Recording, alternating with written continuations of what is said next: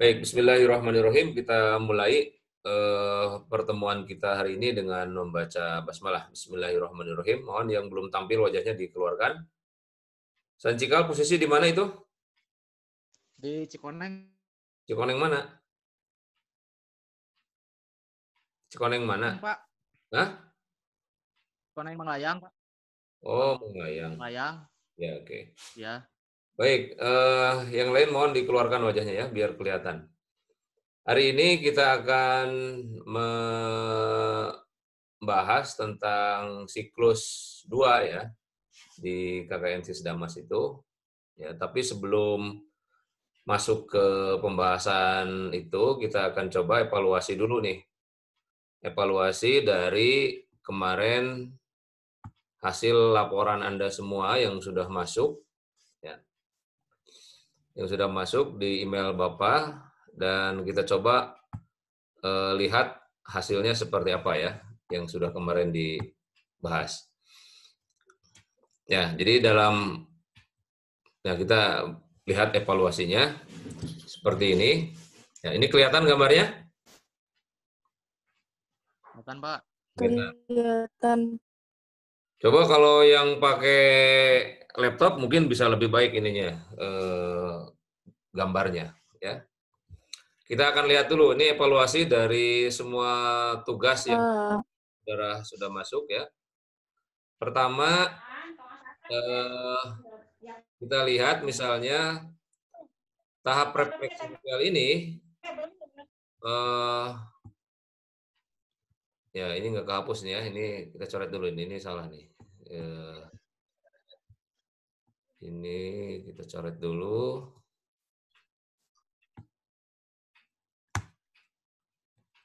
Ya.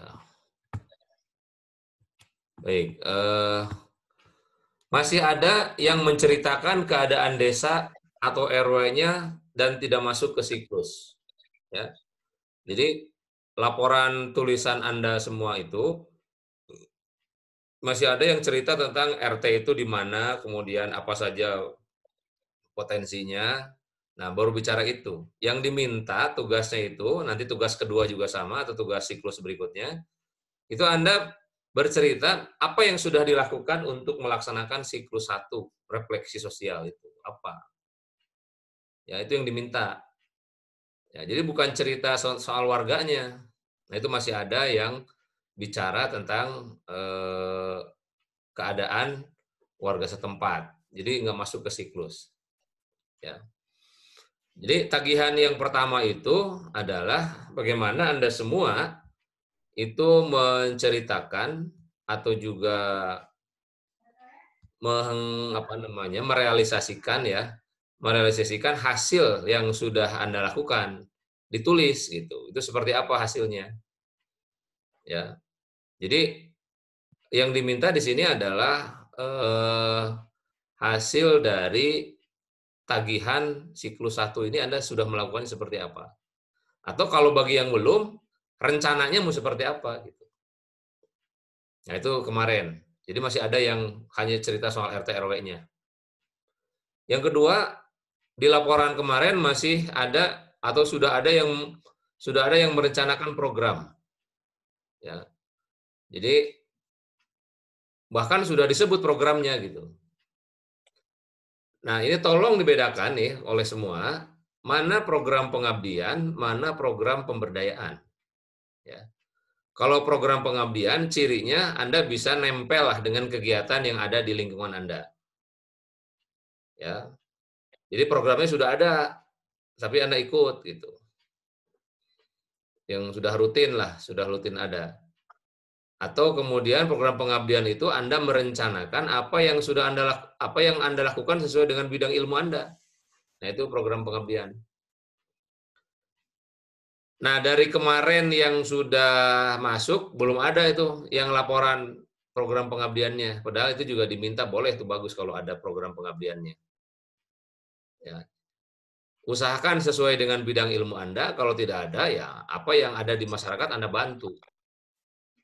Itu yang program pengabdiannya. Kemudian yang berikutnya adalah foto tidak diberi keterangan atau nama. Ya. Jadi foto aja, itu foto tuh cerita apa gitu, dan lagi ngapain, ya. Nah nanti mohon oleh Anda semua, foto-foto yang nanti untuk siklus kedua itu dikasih identitas, ya. Dikasih identitas itu tuh kegiatannya sedang apa, di mana, gitu. Itu mesti ada, ya. Kemudian yang berikutnya, video belum menunjukkan proses menyusun siklus. Yang saya minta 2 menit atau 3 menit durasi video itu, ya berarti Anda nyusun kan, Bu? Anda nyusun kan? Nyusun tentang bagaimana siklus 1 itu disusun berdasarkan video yang Anda buat. Makanya di grup Bapak sudah kirim contoh pelaksanaan siklus bagi KKN-KKN yang tahun lalu. Ya, yang tahun lalu kan sudah dilaksanakan itu. Nah, Anda silahkan diduplikasi. Nah, kira-kira videonya itu bicara tentang itu. Ya, memvideokan soal bagaimana Anda menjalankan siklus itu. Nah, berarti diedit. Berarti kalau videonya panjang, yang diminta kan hanya 3 menit lah, 3 menit aja atau 2 menit, ya, yang diminta untuk bagian laporan siklusnya itu. Kemudian yang berikutnya, belum ada foto atau video pengabdian kepada masyarakat. Ya. Tambahkanlah ya oleh Anda semua contoh foto atau video tentang pengabdian kepada masyarakat. Ya, sesuai dengan bidang ilmu Anda atau Anda berpartisipasi di kegiatan yang ada di dalam masyarakat. Ya, itu harapannya seperti itu. Kemudian masih dilaksanakan berkelompok. Nah, kelihatannya Anda berat ya melaksanakan kegiatan KKN daerah itu secara mandiri ya. Meskipun regulasinya sebetulnya mandiri, tidak berkelompok. Sehingga foto-fotonya masih kelihatan berkerumun gitu. Mestinya kan sendiri gitu. Tapi ya gimana ya, regulasinya sepertinya mengharuskan individu. Nah, ini yang perlu Anda perhatikan nanti oleh semua nih, yang 13 orang hadir pada kesempatan hari ini. Ini nanti akan dinilai dalam kegiatan KKN ini. Ya, kemarin sudah pengarahan dosen pembimbing sebelum pelepasan KKN sudah, menghadiri sudah pelepasan KKN, menghadiri pengarahan siklus 1 sudah, menghadiri pengarahan siklus 2, nah sekarang tolong dihadiri. Ya. Kemudian nanti meresume tahapan siklus 1 sudah, sekarang nanti tugasnya meresume tahapan siklus 2. Ya. Menayangkan foto tahapan siklus 1 sudah, sekarang nanti tolong ditayangkan foto tahapan siklus 2 dan kegiatan pengabdian. Ya. Kemudian juga membuat video singkat dengan durasi 2 atau 3 menit untuk setiap siklus. Ya. Ini untuk siklus 1, 2, dan 3 di KKNDR ini. Nah, nanti terakhir menyusun laporan kelompok dan menyusun laporan individu dan kelompok. Baik, itu yang apa namanya untuk evaluasi kemarin.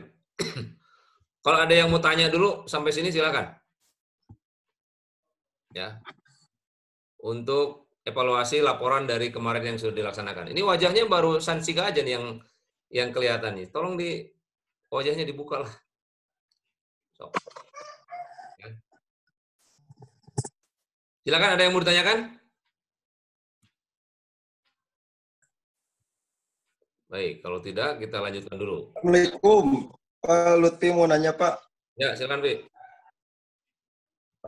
Itu poin nomor 3, gimana Pak maksudnya menayangkan foto dan untuk dari pengabdian? Ya, foto misalnya gini, Anda ikut rapat 17 Agustus, kan itu sudah pengabdian kan? Pengabdian kepada masyarakat kan? Ya, Nah, itu tayangkan fotonya, cantumkan. Tapi kasih keterangan, jangan lupa. Ini main foto aja keterangannya, foto itu nggak dibicarakan tentang apa kan gitu. Nah, tentumkan di mana Pak? Ya di laporannya. Di laporannya, jadi ditulis dengan laporan yang Anda buat. Nah, di laporan itu bikin kolom di bawahnya, bahwa foto ini tuh bicara tentang apa gitu kan. Itu yang diminta. Ya. Untuk foto pengabdian. Jadi foto pengabdian ini silakan Anda pilah saja mana yang foto kegiatan? Bisa saja kan begini foto pengabdian itu. Anda jurusan apa, Pi? Ilmu hadis. Nah, ilmu hadis misalnya. Ilmu hadis, Pak. Anda mengajarkan ke anak-anak di madrasah, kalau ada madrasahnya, atau juga ke ibu-ibu pengajian tentang bagaimana metode memahami hadis, misalnya kan gitu. Atau menggunakan CD hadis yang sudah ada. Bagaimana cara menggunakan dan mencari hadis-hadis, baik hadis sahih ataupun juga hadis yang tidak sahih. Kan itu pengabdian itu masuknya. Jadi ilmu Anda itu disampaikan kepada masyarakat. Nah, itu kegiatan pengabdian. Paham ya? Iya, Pak. Nah, itu kegiatan pengabdian. Silakan dipoto, kemudian ditulis di bawahnya kegiatan pengabdian, misalnya sedang menayangkan atau juga membicarakan tentang hadis tadi ya. Itu untuk pengabdiannya. Ada lagi silakan.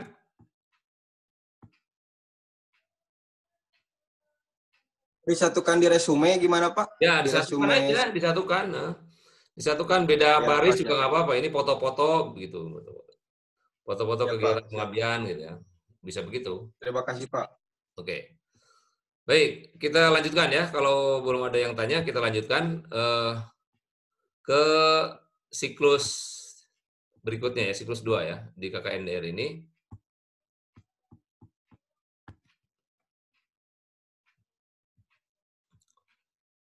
Ya, kita masuk pada perencanaan partisipatif siklus 2 ini. Ya. Kita akan lihat definisi dari perencanaan partisipatif ini. Yang pertama, pengertian ya. Jadi kemarin hasil dari refleksi sosial itu harus disusun ya, gimana cara merencanakan programnya. Ya, pertama, pengertian perencanaan partisipatif itu adalah menyusun rencana program bersama-sama dengan masyarakat berdasarkan hasil refleksi dan pemetaan. Tujuannya apa? Tujuan dari kegiatan perencanaan ini teridentifikasi prioritas masalah utama yang dirasakan oleh masyarakat. Tergali potensi dan juga sumber daya di masyarakat yang digunakan untuk memecahkan masalah. Terbangun sinergi program berdasarkan konsep good governance untuk membiayai program yang telah disepakati. Terbentuk tim pelaksana program sebagai penanggung jawab dari setiap program yang telah disepakati. Nah, jadi nanti pada tahap 2 ini, ya, pertama-tama masalah kan sudah ada, sudah diidentifikasi. Nah, sekarang perencanaan untuk menyelesaikan masalah itu seperti apa, gitu kan? Nah, barulah masuk pada siklus perencanaan partisipatif. Pastikan dalam perencanaan partisipatif ini, yang gampang itu adalah Anda membentuk organisasi pelaksananya, ya, organisasi pelaksananya. Bagusnya sih oleh masyarakat setempat, ya. Tapi kalau misalnya saling tunjuk nggak pada yang mau, ya silakan aja oleh Anda juga. Tapi idealnya masyarakat yang memimpin, ya. Target atau outputnya apa? Ada dokumen perencanaan yang dibuat secara partisipatif oleh masyarakat. Itu formatnya bisa dilihat di tabel Juknis. Nah, kita lihat sekarang misalnya apa namanya? Ini contoh yang lain, misalnya kita lihat di sini.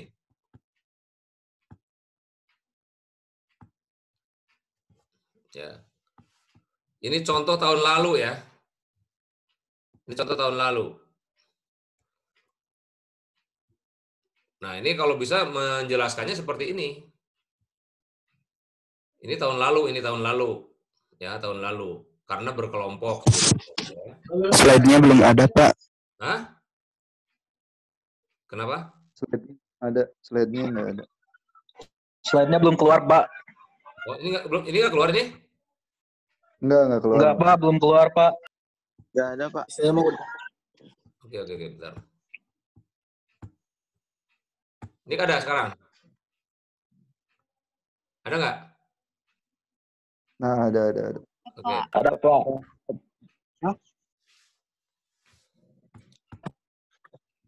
Nah, ini kita coba lihat. Ini contoh tahun lalu ya. Contoh tahun lalu.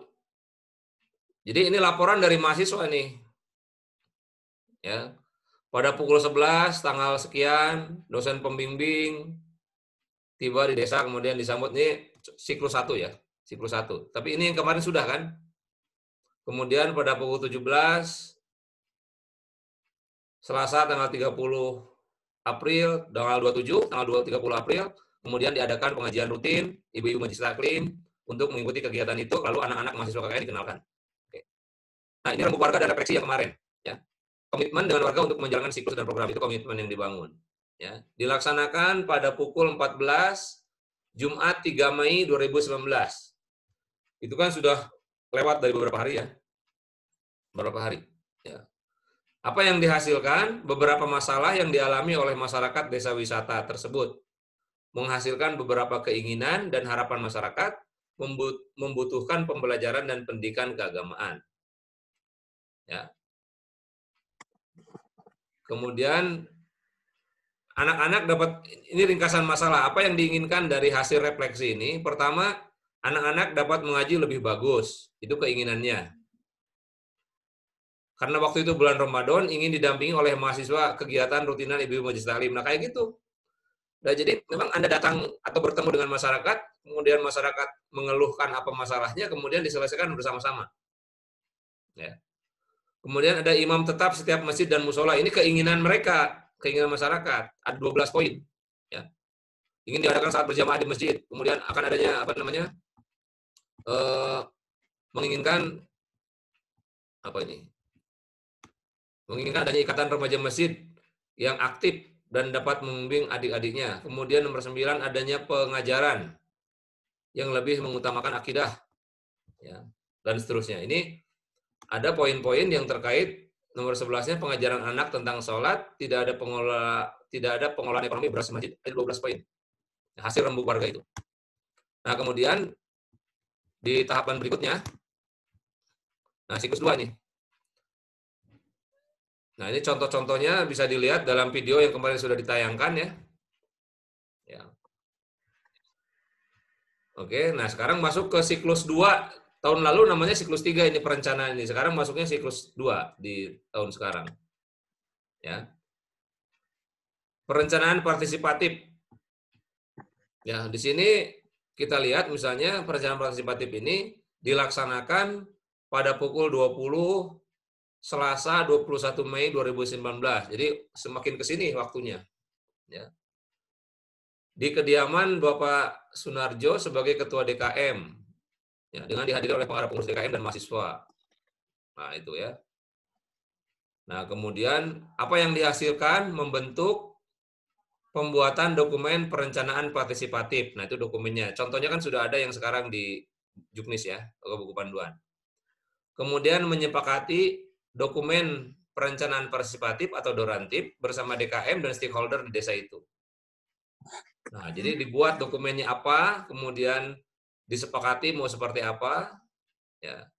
Baru ya itulah tagihan dari perencanaan partisipatif untuk tahap siklus 2 kalau sekarang ya. Kalau tahun lalu itu siklus 3. Nah, misalnya ini perencanaannya nih. Program pelatihan dan pembinaan imam. Tadi ada 12 poin. Itu terserah Anda. Kalau mau sanggup semuanya silakan, tapi kan Anda harus realistis dengan mengingat waktu mungkin 2 saja. Selebihnya silakan dikerjakan oleh organisasi yang terbentuk tadi ya. Ada pelatihan imam 2 kali 1 bulan. Ada 8 orang, harganya 20.000, 160.000, sumber dananya dari DKM. Ini sumber dananya dari DKM. Jadi ini contoh bagaimana kehadiran mahasiswa KKN itu bersama-sama pengurus DKM ingin menyelesaikan sesuatu. Ya. Siapa yang melatih imamnya? Oke, nanti masuk lagi ya, ini karena 40 menit pertama ya, ini gratisan ininya, Zoom-nya ya. Nanti kita lanjut di 40 menit berikutnya ya, jangan keluar dulu. Kemudian pengadaan buku panduan. Untuk panduan itu tentu panduan untuk masjid ya. Ada 8 buku, harganya 30.000, jumlahnya sekian dari sumber DKM. Nah, kita bicarakan itu. Jadi Anda menyusun idenya, ketemulah dengan pengurus DKM ingin melakukan apa. Ya. Program pelatihan dan pengajaran keagamaan misalnya, di pengajian ibu-ibu 48 kali. 48 kali 12 bulan. Berarti tiap minggu ini ya. Pengajiannya tiap minggu. Ya. Satuannya orang, kemudian harganya 300.000 sekian, jumlahnya sekian. Ini kan perencanaan, biarkan saja ditulis kan, menjadi kesepakatan dengan warga setempat. Ya. Target program menyadarkan, meningkatkan masyarakat, pentingnya ilmu agama, dan seterusnya. Jadi saudara sekalian, dalam KKN DR Sisdamas ini, yang dilihat bukan hanya hasil, tapi proses ya. Jadi saya nggak akan lihat hanya laporannya saja, tapi bagaimana Anda semua memproses laporan itu dari sejak awal. Entah itu melalui siklus 1, siklus 2, laporan dipoto, kemudian laporan video, nah itu laporan-laporannya. Ya, ini program pesantren Ramadan misalnya, ini juga salah satu jadi bahan perencanaan atau program ya. Ini perencanaannya seperti ini. Nah, yang begini-begini itu nanti dalam laporan individu harus ada ya. Ini harus ada nih dalam laporan individu-individu. Ini harus muncul. Kemudian program koperasi jamaah, pelatihan koperasi jamaah masjid 2 kali 1 bulan, 10 orang, 50.000, 1 juta, dananya dari desa, nah, gitu kira-kira gitu. Nah, kemudian ini program pengadaan sarana dan prasarana masjid. Nah, sumber dananya dari mana tuh? Dari donatur, dari DKM dan sebagainya ya. Ini adalah program-program yang direncanakan oleh mahasiswa KKN ya, sesuai dengan situasi dan kondisi. Ini contoh saja, contoh yang Anda bisa kembangkan dan kemas dengan kegiatan yang lain. Baik. Nah, kembali ke slide berikutnya. Coba kita lihat.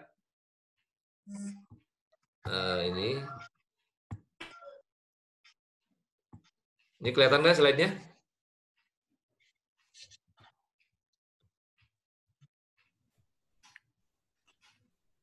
Kelihatan, Pak. Oke. Nah, ini ada contoh yang ada di buku panduan itu. Ya, misalnya ada rencana pembagian sembako untuk 10 kali untuk 10 orang sebanyak 5 kali, lokasinya di RT sekian, satuannya kepala keluarga harganya 150.000, jumlahnya 5 juta sekian. Nah, sumber dananya dari mana? Dari donasi warga dan pihak-pihak lain. Alat APD, hand sanitizer, dan masker, misalnya itu dari mana? Nah, itu direncanakan, gitu. Direncanakan dengan bersama-sama dengan masyarakat. Ya.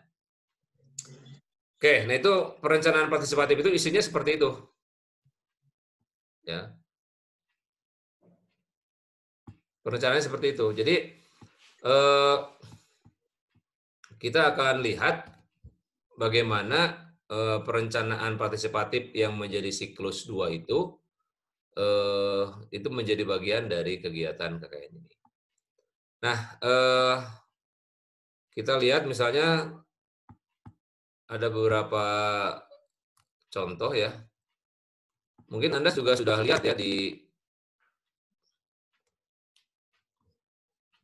Oke, kita coba lihat slide-nya.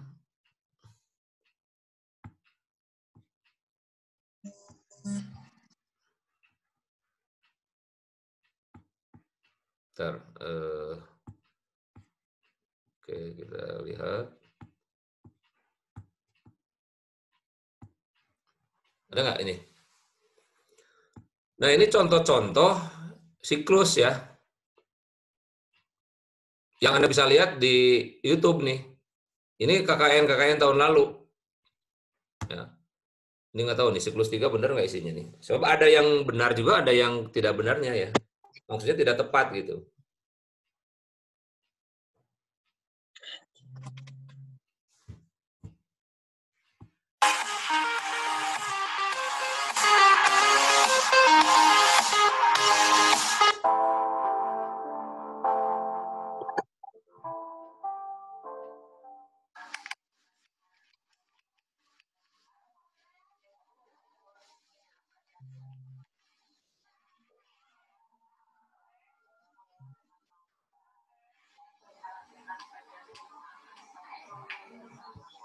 Nah, ini dalam video ini saya tidak melihat ada masyarakat. Ya, dalam video ini. Jadi tidak ditunjukkan mana masyarakatnya, ya. Pada hari ini, pada saat saya itu tentang tambahan anak-anak di sekolah, mungkin nanti kaitannya dengan masalah penyuluhan.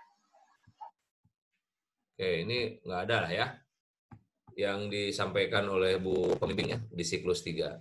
Nah, silakan Anda. Saya kuliah di rumah ya, Nanti Anda silakan mencari lagi di contoh-contoh siklus ini ya, sesuai dengan siklus 2 ya. Siklus 2. Ini Anda silakan cari. Ya, di situ ada.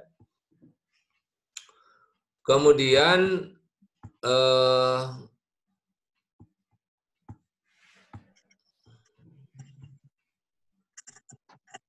ya, ini kita stop sharing dulu. Kita lihat contoh yang lain.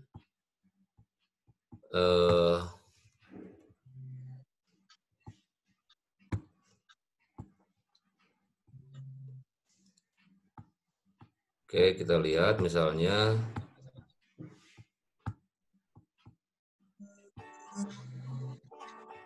Halo semuanya, apa kabar? Gimana? Masih pada betah belajar di rumah? Ah, gue yakin nih.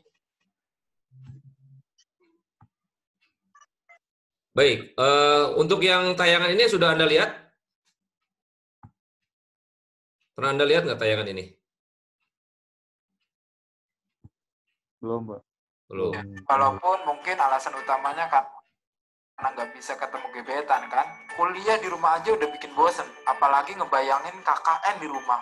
Waduh, harapan bisa ngerasain sensasi KKN desa penari, mendadak sirna sudah. Ditambah lagi ide-ide KKN dari kakak tingkat jadi nggak bisa dipakai karena KKN di rumah ini. Udah deh, daripada pusing, ini gue ada beberapa ide yang mungkin bisa dipakai para KKN angkatan corona buat program KKN DR. Ini dia 15 ide KKN dari rumah. Nomor 6, nggak bikin kamu tercengang, apalagi terguncang. Pertama, seminar online. Ya, kita tahu seminar online jamu. Oke, Anda bisa melakukan program-program yang lain yang bisa dilakukan juga dengan cara KKNDR ini, yaitu mengadakan seminar. Berarti kan mengajak ya warga sekitar untuk mencari solusi terhadap masalah yang sedang sama-sama dihadapi. Oke ya, ini sebentar lagi videonya off ya. Jadi nanti kita masuk lagi untuk sesi kedua ya, kalau nanti habis. Nah, kemudian di seminar ini silakan topiknya apakah mau hasil dari perencanaan partisipatif, ya.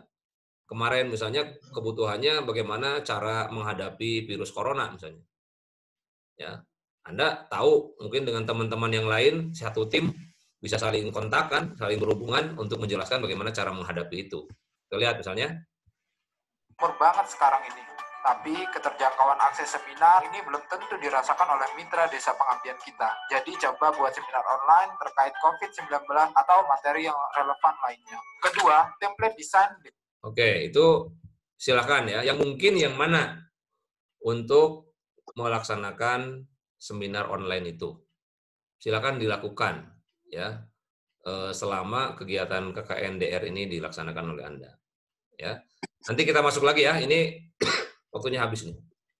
Ya, waktunya habis. Kita masuk lagi. Tolong tidak membubarkan dulu sebelum 15 video ini kita selesaikan.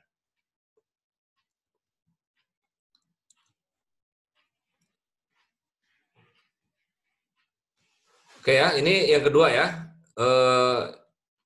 Yang kedua adalah bagaimana membuat template desain dengan PowerPoint.